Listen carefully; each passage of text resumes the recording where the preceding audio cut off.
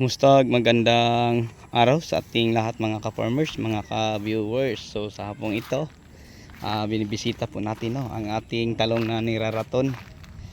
Ito na po sila mga ka-farmers, tapos na ating na-eraton. Napa-sprayhan po natin to ng Bioagronica Plus.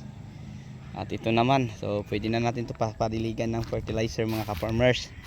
So ang fertilizer natin gagamitin mga ka-farmers sa bagong nating raton ay Unique 16 lang, no? Tapos saluan natin ng Mega Multipan Vitamin pati Dupos.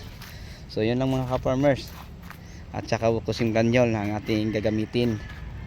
Kasi alam nyo mga ka-farmers, pag ang talong ay mairarto natin, pag sibol sa kanilang talbos mga ka-farmers, diretso na itong may dalang mga ganito bulaklak, no? May nabukan na bulaklak mga ka-farmers, oh. So ito na po sila, no, ngayon. So umpisa ng nagkakakulay green na ang mga dahon. Okay, so ang tanong mga ka-farmers, kailan po natin sila applyan ng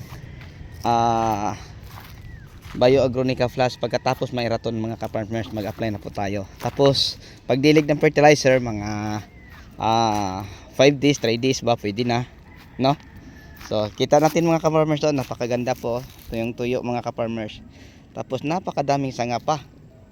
So yun po ang kagandahan, no, sa ating niraraton. Tapos ang pagraton mga ka-farmers, hanggang tuhod lang, no, ang taas, hanggang tuhod lang. So yun lang po ang ma-share ko po sa inyo sa taas na ang pagraratin. So ganun pa man mga ka-farmers, dahil napakainit, dinidiligan natin to ng tubig para po makaka-recover po ng maayos.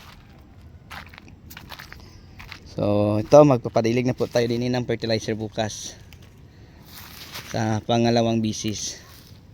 So ganun pa rin mga ka-farmers, every week. Tapos ang fertilizer mga ka-farmers, no, pwede natin to lagyan lang na kahit mga 5 kilo sa isang drum ang ating ididilig na tubig. Okay.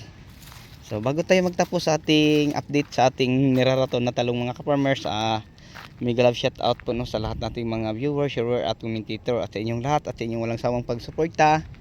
Maraming salamat po. Yun lang siguro ang maibahagi ko sa inyo sa hapong ito, sa araw ito, yung update sa ating niraraton na talong. Okay, so may nagtanong, no, na kailan daw natin to pwede natin mapipitasan. Pinakabantakan mga ka-farmers, mulang nairaton 1 buwan. So ito mga ka-farmers, 1 linggo pa lang meron pa tayong mag 1 linggo pa lang meron pa tayong mga 3 linggo, kasi 28 o 30 days pwede na natin to kahit mainit mga ka-farmers. Tapos may pa isa-isa ng mga bulak na nabumuka, no? So yun po mga ka-farmers, ang ipapakita at papasilip ko sa inyo. May mga bulaklak nang nakabuka, kaya nga yan ang ating proteksyonan. So ang pag-spray mga ka-farmers, ganun pa din, mag-spray ng mga insecticide, fungicide, pati foliar. Tapos ang pagdilig ng fertilizer, ganun pa din. Okay, so hanggang dito na lang po. Maraming salamat, bye bye and God bless. Thank you po.